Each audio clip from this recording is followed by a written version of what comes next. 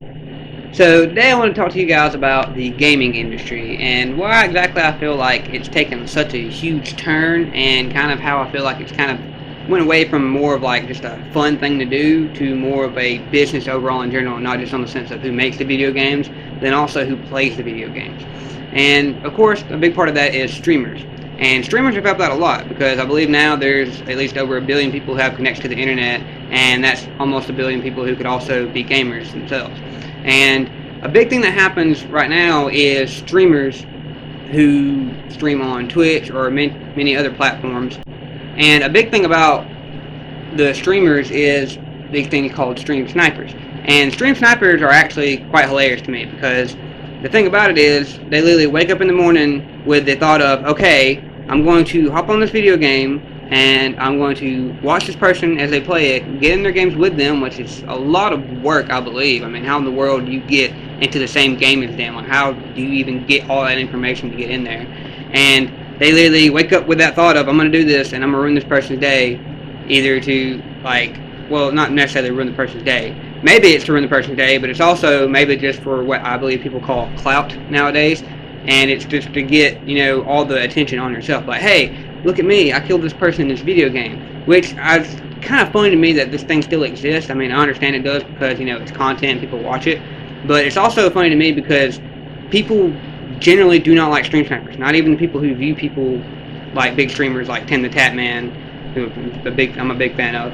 And they just constantly just go after them and try to ruin their day. And I don't even see why you do that, because even if people do find out who you are, they're probably not going to like you because you literally make your videos off of ruining someone else's day. And that's not what it's about. Making those videos is about giving people something to watch, so that way it can make their day better, so they can have something to do, maybe while they're cleaning the house, or just they're sitting down and eating for a minute, they can have some entertainment. And to me, that's the big point of stream snipers that I think they don't get and quite understand yet, is that, yeah, you might get a little bit of attention, but it's not going to last, because literally the only people who I believe last when it comes to making any kind of content or material for other people to enjoy is people who are genuine about it. And being a stream sniper is nothing genuine. You're literally being an asshole for the sake of trying to make money or trying to get big and famous, if that's even possible for you to do, because, I mean, these streamers who are famous took them years and years to do so. There's hardly any streamer that I can think of that didn't have to do it for years upon years before they even got a base to where they could do it for a living on their own. And people who do have it as something to do on their own, it's not an easy thing. I mean, as any job is, it's still stressful. It's just the fact that you're getting to do what you love makes it less stressful because you enjoy what you're doing, but the fact that you had to turn it into a way to make money, that makes it stressful. And to me, that's also where I believe money in a way can kind of ruin everything that we do, which is where I believe the whole gaming industry in a sense is kind of going, because since the gaming industry blew up like that, a lot of it has become focused on the money. And I believe that happened along with this game called Fortnite. And it's not to say that Fortnite's responsible for this stuff. It's just whenever Fortnite came out, it's a free-to-play game, and I believe it's still free-to-play to this day. But the thing about it is, when all these other developers heard that this free game made like $1 billion in revenue in 1 year, they're like, I really want a part of that.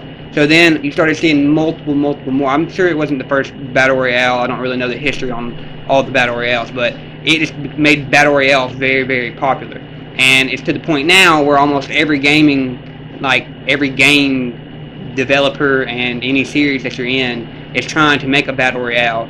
And a lot of people who don't see them make a Battle Royales think that it's actually a big loss on that end, which I can sort of agree with in a sense, because, I mean, yeah, a Battle Royale would be fun, but it's also about taking the time to make the Battle Royale fit the kind of thing that you're doing, because just copying other Battle Royales doesn't really work, I don't believe, and you also need to have a kind of a structure to it.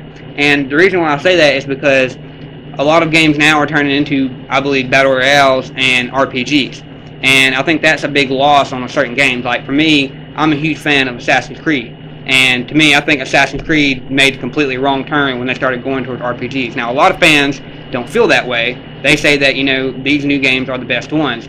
But for me, personally, I think it's like a pretty wrong turn, because to me, Assassin's Creed isn't about making your own character, which is a lot of people want to do nowadays. For some reason, they want to hop into a game and then craft a character to fit who they are or who they want to be. And they just want to do that in any game where they hop in now.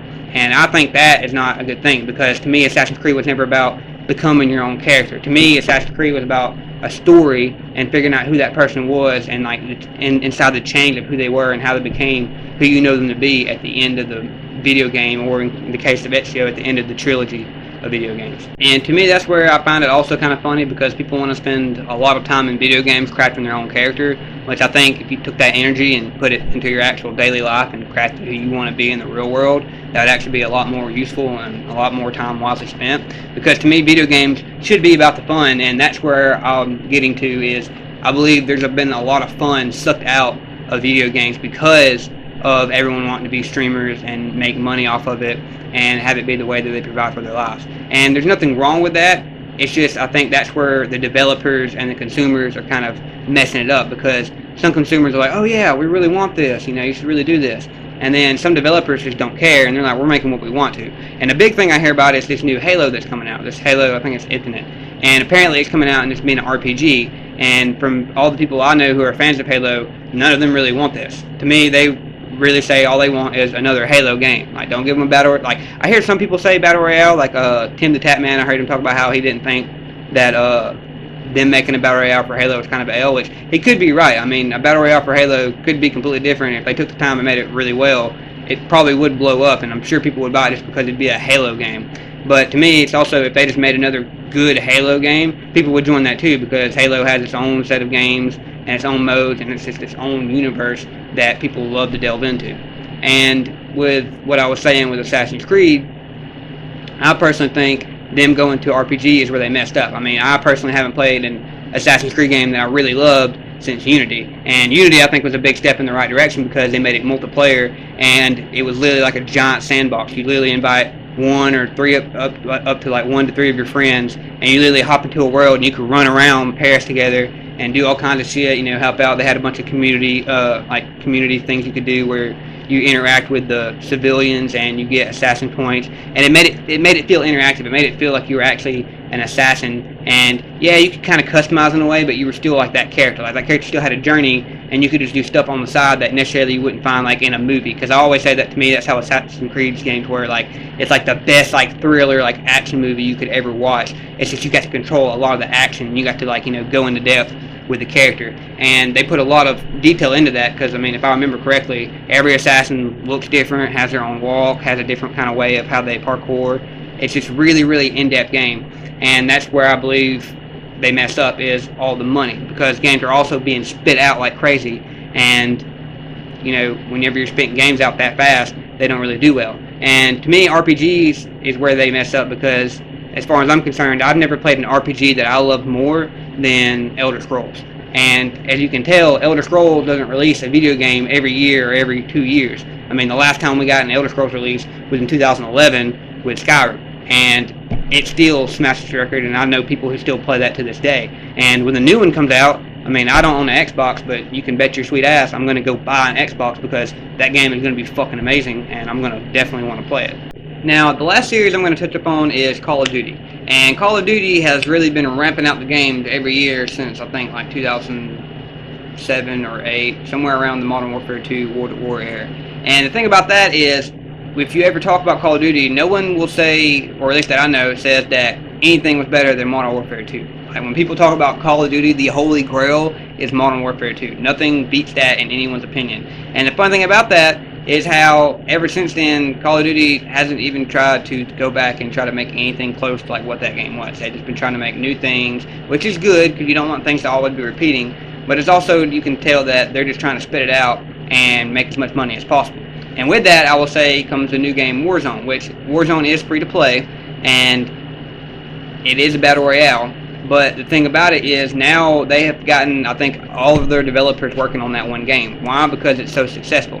And to me, this is where I think the consumers should realize where their power lies. Because a lot of the big complaint I hear about that game is cheaters, which is a huge thing about any games nowadays. The amount of people who will hop on there with cheats just to make videos and to ruin other people's day. And with that, people complain about how Call of Duty has no anti-cheat. And a big thing you hear is it's $1 billion company and they have no anti-cheat. Well, you can't blame it all on them. Because when you hop on the game, and especially when you spend money on a free game buying suits that look cool, they don't care about your opinion anymore. Okay, you've done given them what they needed, which is money. and that's what a business is trying to make money. And it's the same thing to me when it comes to like movies, and a big thing with like HBO and the whole Snyderverse and the whole thing with that. People are just like, give us what we want, and the developers and makers of these things are just like, no, we're going to do what we want to. And it's because you've already given them what they wanted, is the money. So when you want them to care, you got to understand where your power lies. And if you go ahead and give them the money, and then you keep playing the game, no matter how much you complain about it, or you keep seeing the movies after you complain about it, they don't care because they're making their money, which is all they want. They could care less about your opinion. They're going to say they do, but you can really tell when they don't, because they're going to be like, oh, we care so much about your opinion. Here's all this stuff you didn't want to see, or here's all these games you didn't want to play. And the thing with that is you got to remember where your power lies. If you don't want to go watch the movie, you don't need to go pay for it and then talk about how bad it was. If you think it's not going to matter at all, just don't go watch the movie, and they'll realize, oh, they're not just going to take whatever we give them. And Call of Duty, I would say that, I'm not telling you to go do this, but if you want to anti-cheat, maybe take a break from Call of Duty for a little while. See how quick an anti-cheat gets loaded up. Because I promise you, since they put all their eggs in one basket, if you take away that power and you're just like, yeah, don't really care about it because it's all these cheaters, promise you, there'll be an anti-cheat on that game very, very quickly. And not to say that, they're not working on anti-cheat, because I hear some streamers say that, maybe they are working on anti-cheat, but it's taking too long, so what the hell is going on? And I don't have any insight on that. I can just tell you where your power lies. But, yeah, that's all I got to say today, guys. If you think I'm wrong when it comes to the gaming industry and, like, where it's going towards, let me know. If there are a lot of games that you think are still fun to play and I should probably check them out and, get a different opinion, let me know in the comments down below. Leave a like and subscribe, and I'll talk to you guys later.